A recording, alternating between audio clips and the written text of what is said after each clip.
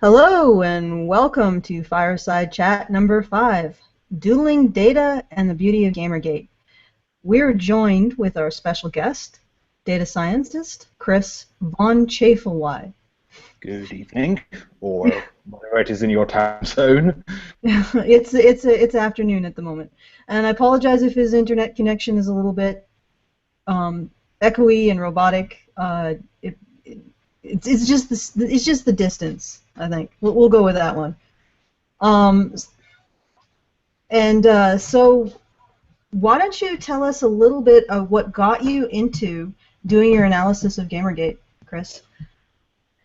Well, I so it was the end of 2014, and I had a job that involved a lot of textual analytics, and mainly I've been looking at risk forecasting based on social media analytics, and I found myself with a lot of free time and also wanting to do something in that area that I could actually write about, because most of the work that I did I obviously couldn't. And at that time, this controversy was going on that my wife pointed out to me about some people, and there was everything. There was cheating and computer games, and the whole thing sounded very fantastic and sensational to me. I must admit, I still do not entirely understand every facet of Gamergate, and I definitely did not understand every facet of it at that time. And I thought that's actually great. That will keep me from really having any bias in a position.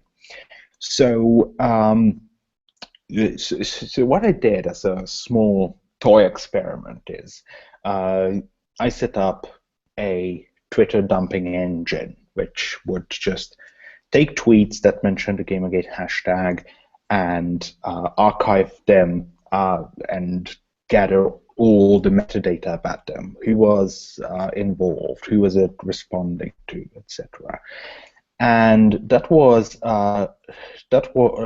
essentially the origin of my first network analysis of Gamergate on the 7th of December.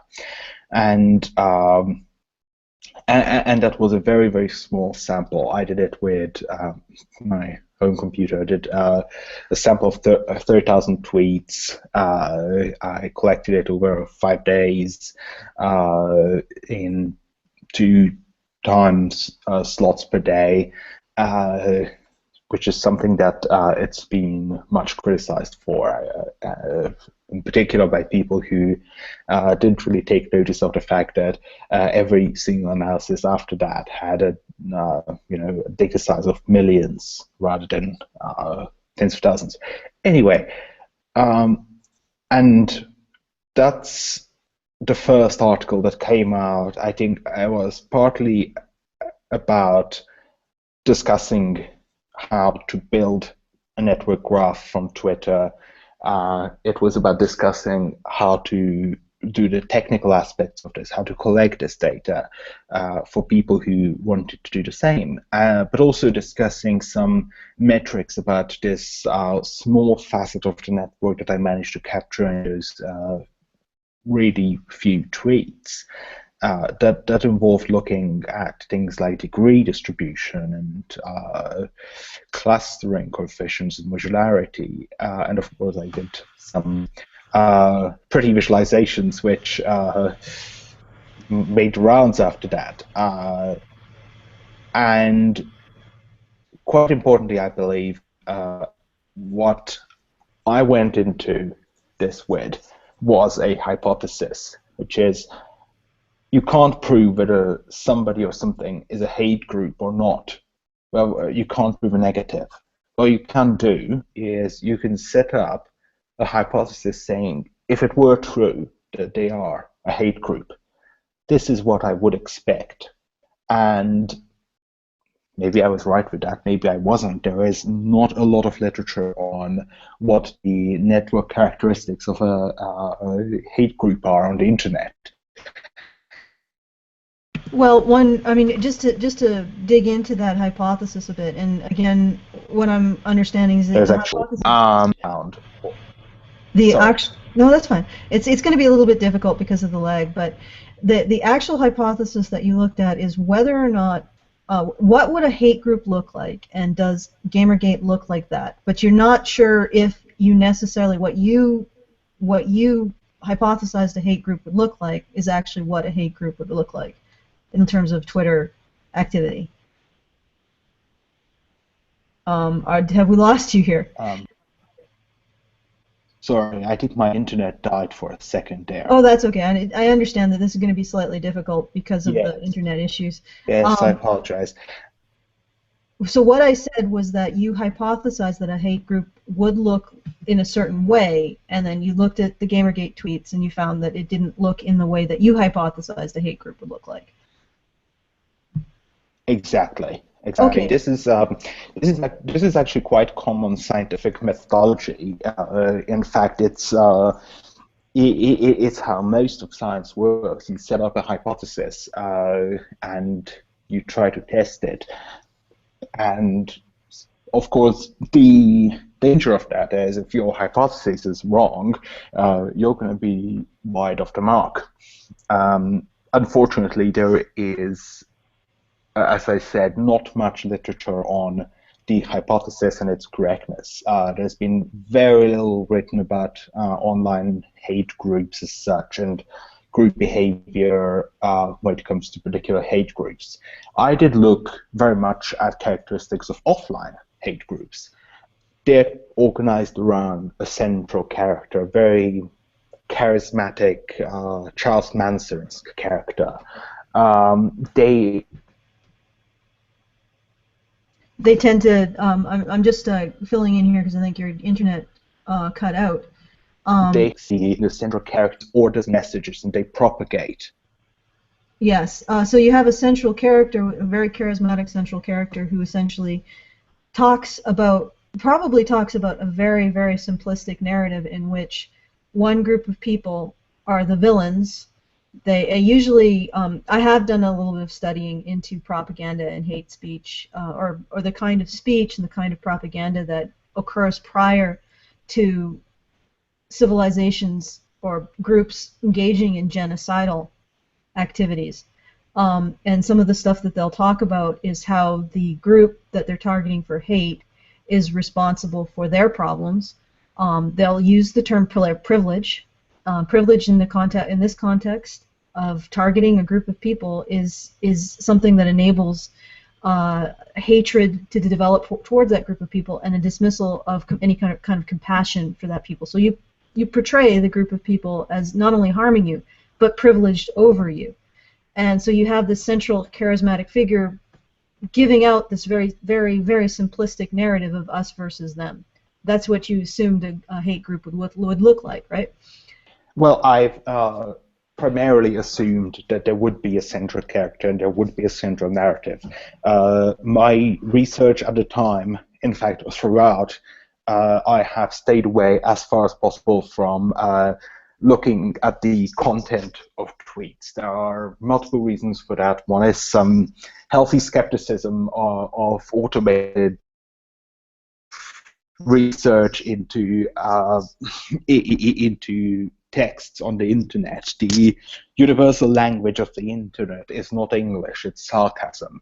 And sarcasm is still not really well picked up by sentiment analysis or any other analysis. Form of analytics, yeah. So what you're saying is that I don't know if you know about this particular experience, that this spot of trouble that the Badger, like this group, had at the Calgary Expo, but apparently some of our sarcastic statement that we were infiltrating the Calgary Expo after having carefully crafted disguises of nerddom, like nerdy disguises over 30 to 40 years, just for the express purpose of infiltrating an event that we didn't exist when we started to craft the disguises. That sarcasm actually didn't come through with a lot of people who took it literally. That is quite regrettable. Yeah, it's sort of I think it was a convenient dismissal of the sarcasm, and so. But I'm sure that if we had gone through that particular algorithm that you're talking about, we might have been misclassified due to the sarcastic content of our posts. So I'm just saying that yeah, I understand what you're saying about sarcasm being misunderstood and misclassified, and we don't really have. And that was misclassified. Indeed, and that was misclassified by actual human beings. Now imagine a machine trying its hand on that. Yeah. Yeah, although you might argue that the machine wouldn't have any intention to misclassify, which is another thing that people do, is they misclassify. They know that something is sarcastic, and they misclassify it because it's convenient to their narrative. But putting that aside, I understand what you're saying. So content analysis is very difficult in this kind of an aggregate system, essentially is what you're saying. So you just deal with Indeed. how the tweets are moving through this system. Would that be a correct approximation? Indeed. Yeah, Indeed. okay. So in your first article, you created some interesting stuff, and Brian, if you could load up the first article, not the Brain on Twitter one. And I wanted to look at the analysis. Yep, network analysis, and get you to just sort of explain. I did a bit of Googling on some of the some of the terminology you used, but it would be better, I think, if you gave an explanation, because I know that I'm completely ignorant as to what's going on, and I'm sure a lot of the people who would look at this from this particular channel would not really understand what's going on. So, Brian, could you scroll it down to the first picture? Just there we go. So what is the degree? Like what is this degree distribution? What is this about? The degree. Okay, so network analysis looks at the idea of a graph. A graph is essentially a number of points which we refer to as nodes, and how they are connected to each other through what are called edges or vertices. And degrees refer to the number, the degrees of nodes refer to the number of connections a particular node has. Now, when we have a directed graph quite simply is one where there aren't just edges. The edges also have a direction. So, for instance, a directed graph, in this case, the directed graph is the nodes correspond to Twitter users, and the direction is the @targeting. So if I send a tweet to you, that would be essentially a node, directed tweet, yeah. A node me, a node you, and an edge between us targeted from me to you, because I sent a tweet to you. Okay. The degree distribution in this case breaks down into in degree and out degree. And out degree, quite simply, is how many tweets go out to different nodes, and in degree is how many tweets come in from different nodes. Now, this degree distribution essentially shows how many users there are in each, essentially, bracket of degree. Where it, in other words, means is the in degree shows the average person in this the average user generally gets five different people with the Gamergate tag tweeting at him. Okay. Why is this in? Sorry, can we use an example? Like for out degree, I assume what you're saying is, let's say I tweet something, and then somebody else retweets it, and then that retweet is retweeted, and then so it's like a branching tree. No, it's not about retweeting. It's not about retweeting. It's about targeting messages. It's about targeting tweets. It's just about tweets that are that have another user's username in it. Okay.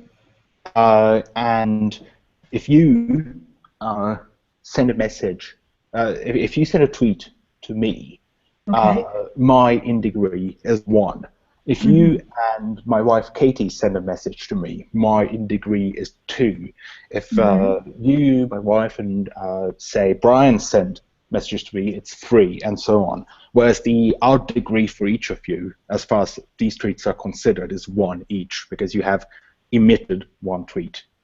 Okay, I got you. So this is not dealing with retweets. This is just This is dealing with not direct dealing with tweets. retweets. There's only 1 single post that deals with retweets. All right, yeah, and we can get to that. So Indeed. what does this degree distribution mean? What this degree distribution shows is that there are, first and foremost, there are extremely few people who are, so to speak, targeted by thousands of people. In fact, there's nobody who's targeted by thousands of people with the Gamergate hashtag.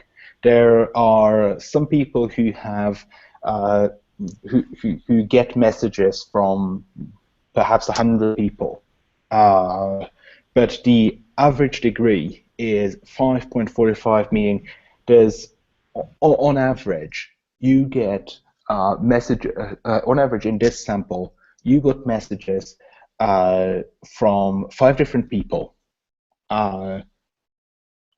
with the Gamergate hashtag. When you look at this, the reason why this is important is if this were about targeting particular people, if this were like a mass harassment campaign targeting particular people, you would expect to see, so to speak, a spike somewhere down around the tail, hiding a person who has a very high degree of a very high in degree, a person who's getting a lot of incoming tweets addressed at him or her. That would be the victim of harassment, and you would, if the hypothesis were true, you would see quite a few of these users. You would definitely not expect to see 1, 2,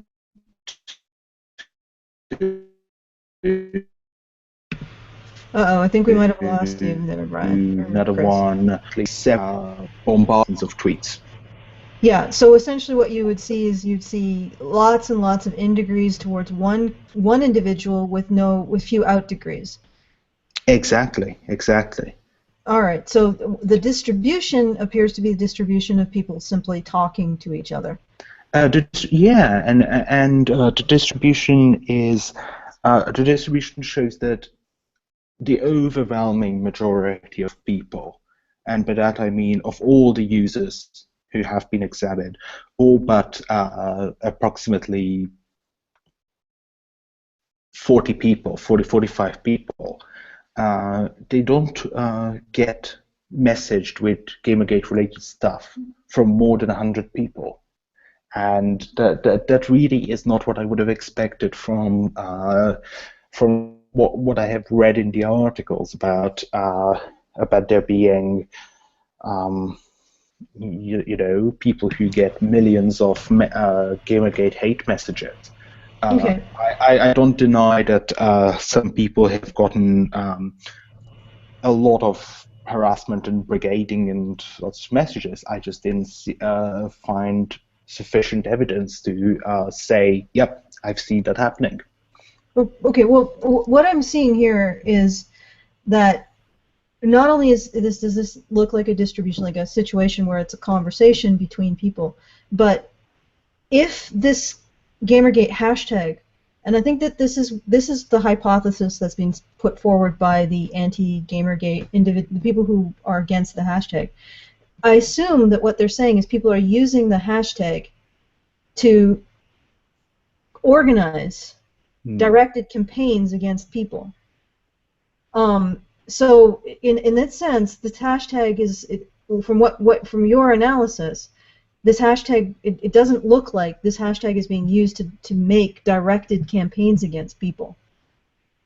Would that be reasonable? I mean, I might be extending this too much to say this, or that it's inconsistent with the hypothesis of what it would look like if the hashtag Gamergate was being used to direct campaigns against people. Indeed, indeed.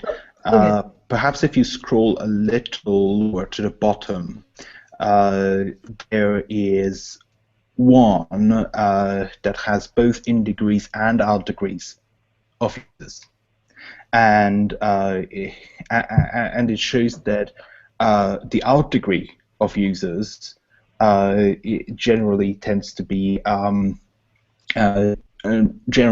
about twice their in degree. So. Okay, so well, let's just run down the in degree versus out degree again. Out degree. That things are individuals. This is, just bear with us, people, because of the internet difficulties. But out degree is the number of tweets a node, which represents a Twitter user, sent to other people. In degree is how many tweets a Twitter node receives. So what you're saying is that how many different people it receives tweets from. Okay, so indeed. So out degree would be how many people you're talking to. In degree would be how many people are talking to you.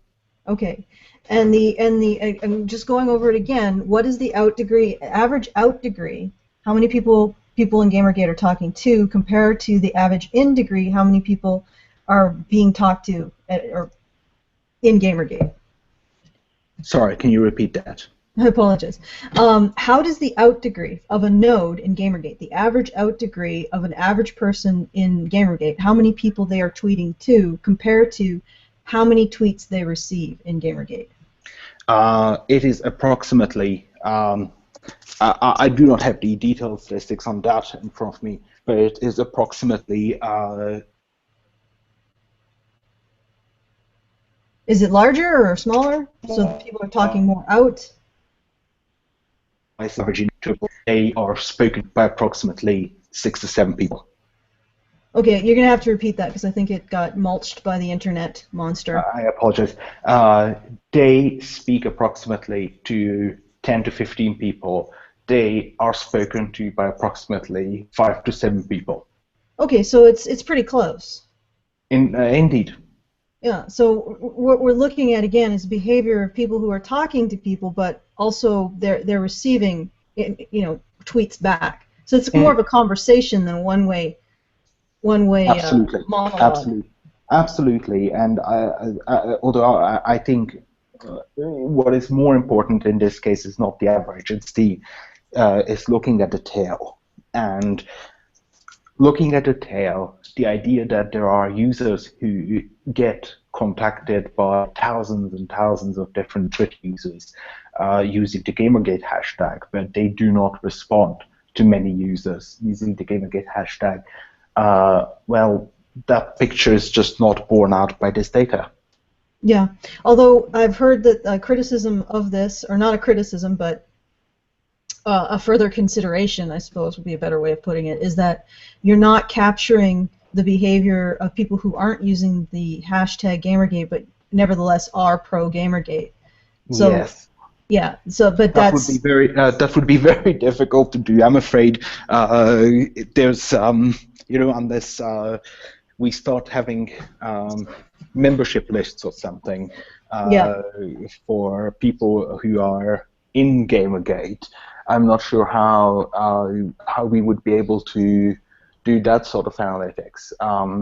And again, I think I've always tried to be very, very straightforward about this. All analytics has its limitations. Every model has its errors, and this is no different. There are things that just can't be easily quantified, and one of those things is that if you don't use the Gamergate hashtag, it's very difficult for me to identify your tweet as a Gamergate tweet. Yeah, I can understand that. But although I believe that another statistician simply used the individuals who used the Gamergate hashtag and then captured their tweets and analyzed them. Well, the problem with that is quite a few people use the Gamergate hashtag. They might use it once or twice, and then they're included in an analysis, and their tweets about I don't know, fly fishing or the NBA are included in an analysis about Gamergate because they at some point used the Gamergate hashtag. So both approaches have their shortcomings, and I think neither approach is inherently superior to the other. They merely are approaches to analyzing what we have and what we can obtain. So they should probably be considered supplementary rather than definitive. I believe all of these analytics should be treated as, lampposts, as I sometimes say. Sober people use lampposts for illumination. It's only the drunk who use them as supports. So we should not be given to using statistics like drunk people use lampposts. Yeah, I gotcha. But it does, like, if we set aside pure absolute certainty here, we're dealing with the situation in which, and if this is uncomfortable for you to comment on, you can just say I pass. But we're dealing with a situation where a group of people is being implicated. If we just look at legal precedent, innocent before proven guilty, Gamergate has been decided to be guilty before the evidence has been presented and looked at. And when you do look at the evidence, it doesn't suggest guilt. And now I understand that there's limitations in terms of pure scientific accuracy, but if you look at it from a legal standpoint, what we're looking at with your evidence, with your statistics, is an absence of any evidence of guilt, and that should be good enough for the presumption of innocence. Well, in a previous life, I used to be a lawyer, so I can perhaps state that there definitely is an issue of evidence here, and there's definitely is an issue of what is sometimes called predetermination, when people decide an outcome before they actually have come to the evidence. I don't think that Gamergate is in a unique position for being predetermined on the internet.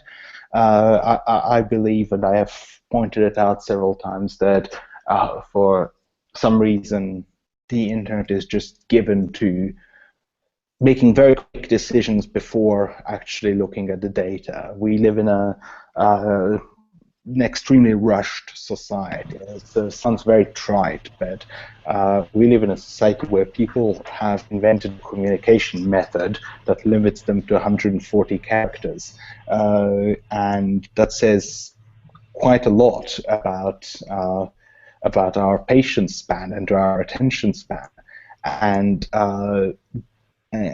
that shows that most of us, or most of the people on the internet, are rather reluctant to dig long into the data, and they might not have the requisite skills, they might not have the requisite equipment. It is important to note that the amount of analysis on the internet that's really sound and looks at things and discusses this on Gamergate is extremely little. There has been very little written on Gamergate that is not essentially partisan. There's been a lot of very subjective narratives, but very, very little good analysis. Yeah, but like I was saying, the point I'm making, and I agree.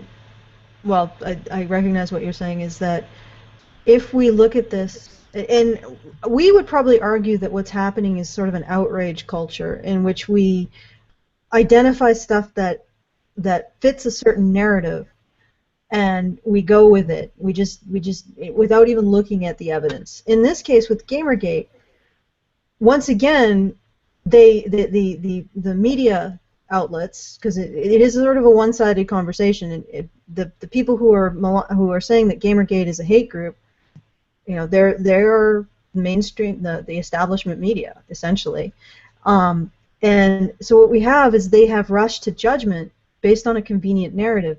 But if you looked at this in terms of the principles of justice, you don't.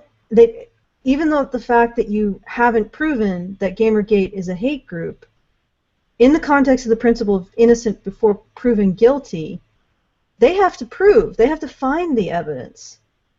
And so this is in my opinion, and you don't have to share it, this is good enough at this point in time to say that it's completely illegitimate to declare Gamergate a hate group. It's against justice to declare Gamergate a hate group without evidence, and with evidence of the opposite almost. And I'm not saying that this is conclusive evidence, but justice isn't about scientific, when we're talking about science, we're talking about a level of knowledge and a level of correctness, like a level of understanding, or rightness perhaps is the right word, is higher than the legal principles because of innocence before proven guilty. Because you can't find I understand. I think to look at it from a slightly different perspective, the problem that mainstream media are wrestling with in this case is, here's a group that has no leaders, that has no fixed criterion of membership. It's very easy to make a judgment about, say, a political party, because you can always check whether somebody is or was a member.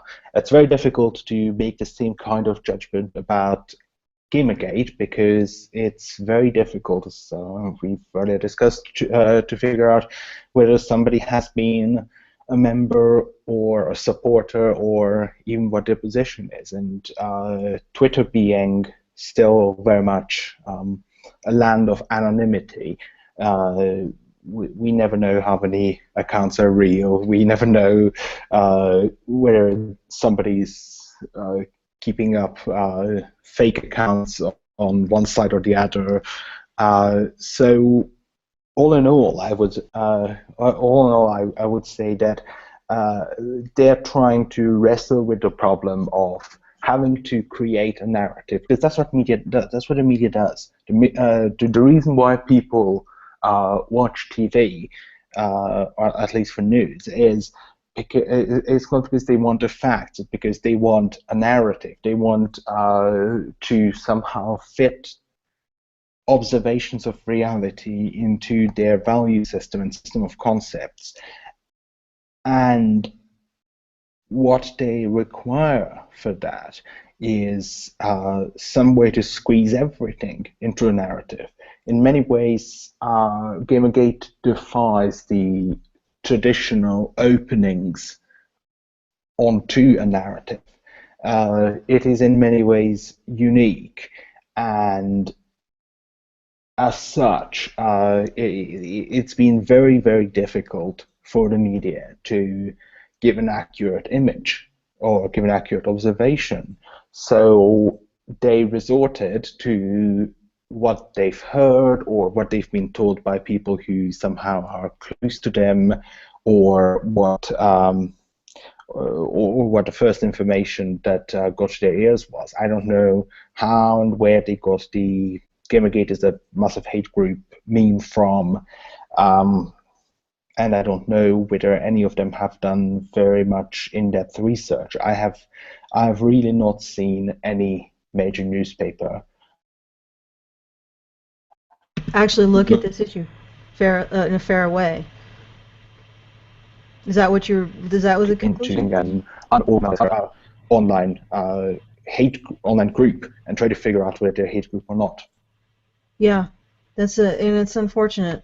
But maybe that's the point, because you can't really qualify Gamergate based on social positions, because there's such a diversity of thought within Gamergate. They qualify it based on the most simplistic in-group, out-group analysis, which is they hate women.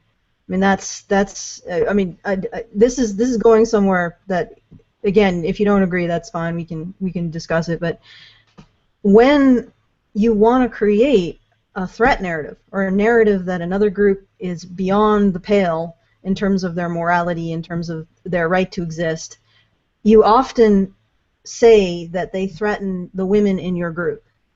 I mean, if you look at it at, for example, Nazi propaganda during,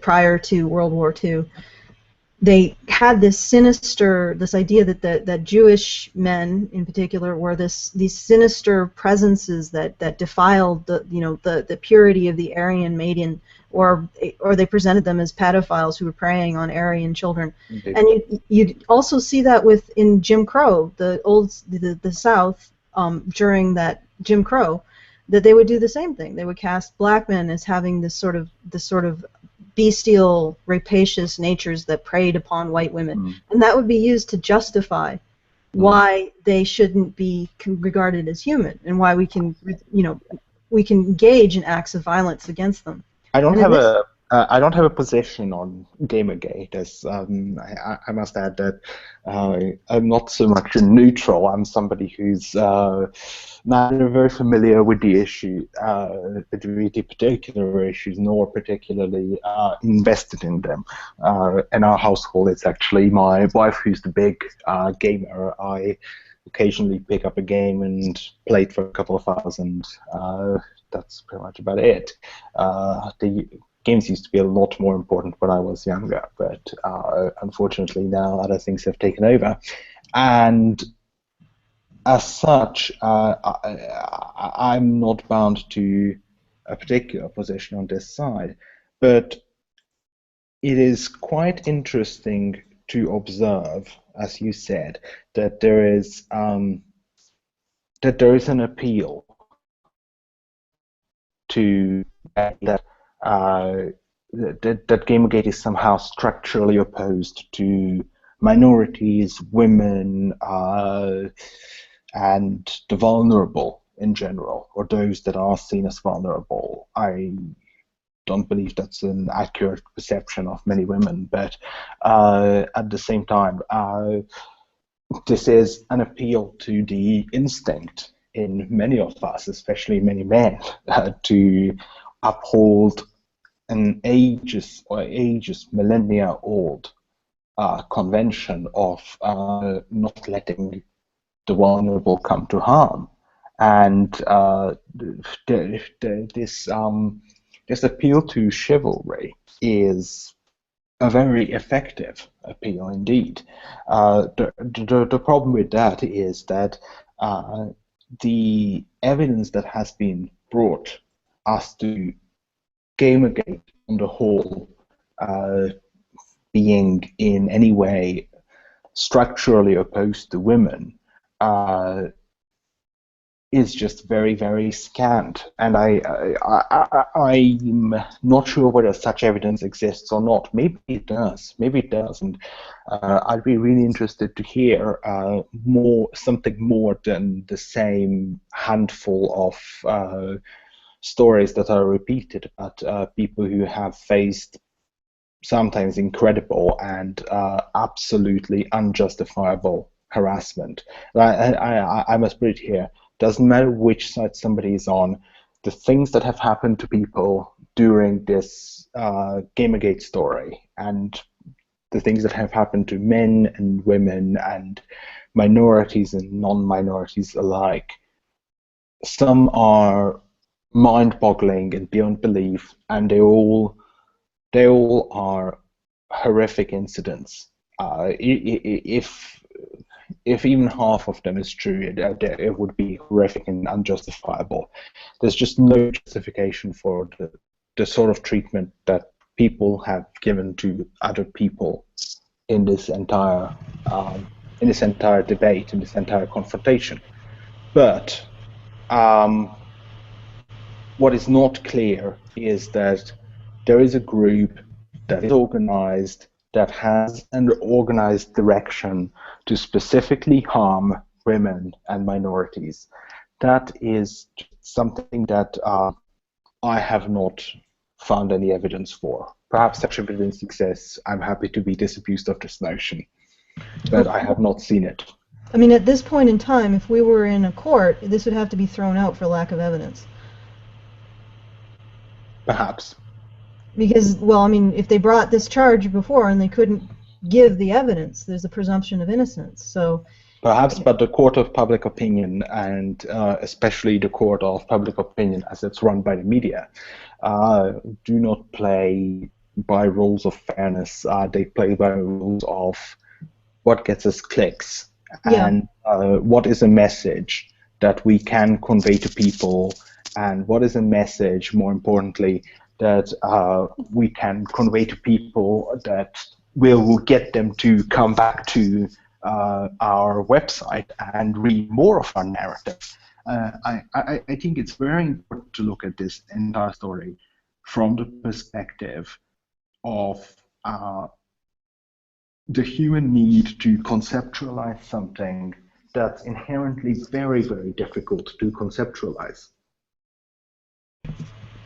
yeah, the Gamergate is sort of difficult to conceptualize because we don't really have an easy answer to what it is.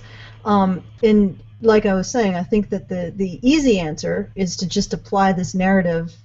That's how you introduce it. That's how you reduce Gamergate to a soundbite, is that they're against women or minorities, or women and minorities. That's how the media makes sense of it. But I wanted to just point out that there's an element to the harassment here that is not actually acknowledged, or it was acknowledged briefly a couple weeks ago when I was on Oliver Campbell's stream and we were talking to a reporter.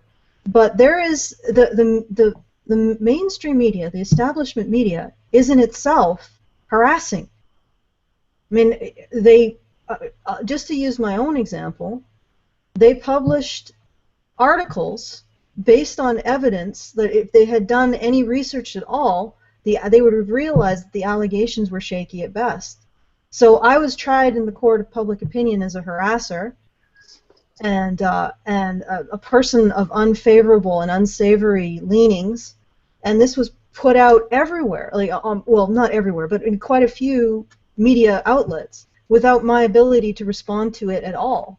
It's like all of those private messages that are sent by one person to another person, that was made public, and I was tried by those messages. So if you can imagine getting a message from a troll saying that you're a horrible person, and then having that actually broadcast to the public so that you know there's significant numbers of people who only know you from what that person or what that troll has said about you.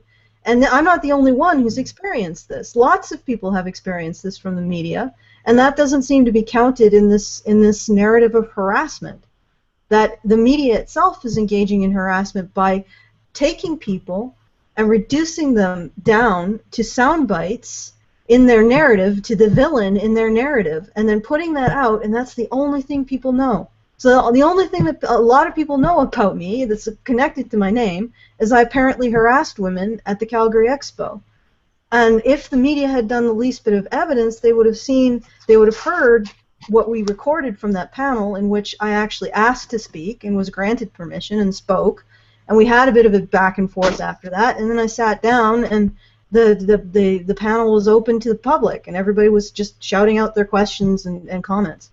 And they didn't even do that. They just went forward with the narrative, and I don't want to say I was sacrificed, but I was put in that position where I was experiencing having people say the worst, horrible things about me in media. I couldn't say anything back. I mean, I would prefer to have just had a whole bunch of trolls tweet that, or just send me personal messages or tweets, because that would have been a level of interactivity and a level of ability to respond that I wasn't even granted. So I would, to be honest, and I don't mean to compare suffering, but if it had actually been anonymous death threats, anonymous tweets about how horrible a person I am, at least they were privately done. Or if they were done in public, there's still a one-to-one relation on Twitter, and I could have responded to them. There's a sense of authority that the media has. When they point their finger at a person and they say that person is bad, people tend to believe them. and I had no ability to respond to it. That's I think some of the frustration here is that the harassment on that side with the media enabled harassment. It's a situation where not only is your reputation tarnished, not only can you not speak back, not only do they have all of this authority to essentially like broadcast harassment, but it's all out in the open, and there's nothing you can do about it. It's such a helpless feeling, and I've seen the same emotions coming from other people who've experienced that. Brad Torgeson comes to mind, he's part of Sad Puppies, who is also associated with Gamergate. Other people in Gamergate have said the same thing. It's like and where does that go? Like, where is that placed on the harassment scale when you're essentially being targeted by the establishment media itself, and you have no ability to respond to it in the same manner? I mean, like Twitter exchange, two people on Twitter, two nodes on Twitter, that's pretty equal in all of the scheme of things. And yes, there are Twitter mobs, and believe me, they're horrible, but it's like, at least it's something that happens on Twitter, and it's contained to maybe messages or emails. It doesn't have to be all over the 6 o'clock news or in newspapers. And I understand if you don't agree with what I'm saying, but I mean but I think that there's a dimension of a harassment that's sort of being ignored here when we talk about both sides harassing each other, because one side is harassing, yes, with tweets and possibly Twitter mobs, even though there's apparently no evidence of that. And if we presume innocence, then if the absence of evidence means you have to presume innocence, usually in the justice system. And there is also this high volume harassment going on one side, by one side in the mainstream media, like enabled by the mainstream media, directed towards individuals enabled by the mainstream media, and directed towards a group that in a genuine courtroom situation, a genuine situation where we're dealing with justice and the principles of fairness, would not be considered guilty, would not be the gravel wouldn't go down and say you're guilty because there's no evidence of it. And in the absence of evidence, you presume innocence. I think it's important to note that, again, with the reduced attention span of people today, if a media organ wants to survive, what they have to do is create the most compressed, most dimensionally reduced narrative that they can give. Usually, that will be a very partial narrative. There is no narrative that's more efficient in terms of space and intellectual demands than an us versus them narrative.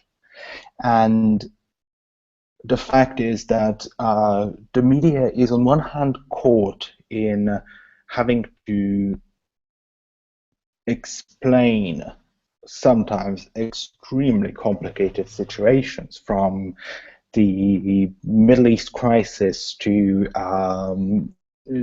issues of social justice like wage equality, to be it Gamergate, in ways that not only will be intelligible, but will be short enough and catchy enough that it will make a nice clickbait headline. You will never believe what happened, or whatever those clickbait headlines end on. And the real problem with that is that it has also put the media into a state of power binge.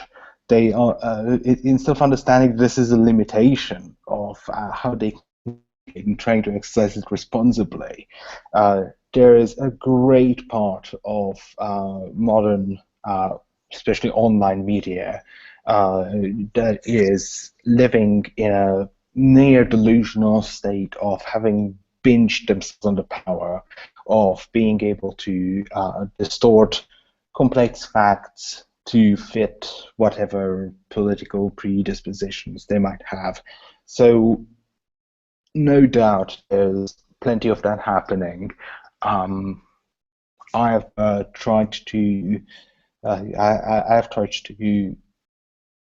do what do what I normally do when I approach a new situation, which is sit down, go through the data.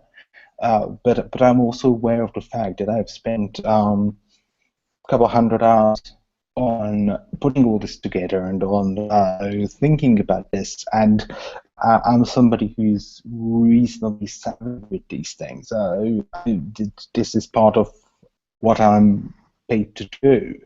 So I understand that the average person does not really have the time, does not really have perhaps the technical knowledge, does not really have the tools that he or she requires to acquire this knowledge for themselves. And the more there is in the world that we are concerned with, but we can't see, again, from the Middle East to wage inequality to Gamergate, the more people start to rely on the media. And the media is, on one hand, binging themselves on this power, and on the other side, and this is not unique to any segment of the media, most of them have been less than entirely responsible in trying to be good stewards of this power. Most of them have been less than completely powerful, completely responsible at trying to figure out how they would make sure that people will not be turned into hate mobs. And it is perhaps important to remember a bit of history here about what the hate mobs can do. One of the most poignant episodes of the Nuremberg trials was the trial of the editor-in-chief of Der Stürmer, which was the big Nazi newspaper that propagated all the hate against Jews and other minorities. And Julius Streicher was hung for his part in genocide. Words are powerful. Words. I do a lot of programming. I know that words can make things happen. In the same way, words are powerful when you write them about people. And I wish we would see an attitude of more responsibility, an attitude of more, to use that overused word, ethics in this field. I'm not, before somebody starts saying Chris has gone full Gamergate. No, I haven't. I merely say journalistic ethics is a great thing, and I don't think you should have to be part of Gamergate to be able to say that. Yeah, it's well, certainly I respect your right to neutrality. It's the right to give a shit, do not give a shit. It should be respected, absolutely. And if you start finding yourself not respecting people's right to not give a shit about the things you give a shit about, then you're going to the dark side, in my opinion. But actually, Chris, how would you like to come back next Friday? Because we're running up on a bit of a time crunch here. I was hoping to get more done, but we ended up speaking quite a bit more on several topics. Well, I'd be happy to come back if, in the meantime, my house doesn't get burned down or something for whatever I said. I'm fairly sure I have said something that, for some people, justified some horrific things. So, if my house gets burned down, then that would be a no. Otherwise, I would be happy to. Yeah, and because there's lots more about your analysis that I'd like to cover, and Brian has to get to work. I'm dealing with a tension headache that's extremely annoying, and sorry. Yeah, no, it's just annoying. It's not really crippling, but I would like to be able to tend to it. So I think that we probably should end at the hour. It's been great talking to you, and like I said, there's plenty more here from what you've written to talk about. So I look forward to next Friday and continuing the conversation. And yeah, thanks for joining us, and thanks for everyone who tuned in to listen. I think this particular conversation is important to have because we can get swept up into whether or not Gamergate is a hate group. But remember, the principles of justice dictate that you have to have evidence before presuming guilt. So there you go. I didn't speak in this entire show. Well, then go ahead and speak, Brian. No, the only thing I wanted to say is, first off, that I didn't speak, but now that I have, I guess that point is moot. Maybe we're going to put the link to this this analysis in the low bar so you guys can look at it and for yourselves, and also I think you guys should share it if you're interested, not only in Gamergate, but just sort of like, you know, the study itself is pretty interesting, and it's good to look at. And, you know, yeah, and next week I hope to actually go over the hairball that Chris created, because I when I saw it I was like, wow, that just blew my mind, and that's what it looked like. That's what Gamergate looked like. So next week, same Badger station, same Badger time. Good evening, good night, good morning, whatever. Good evening, good night.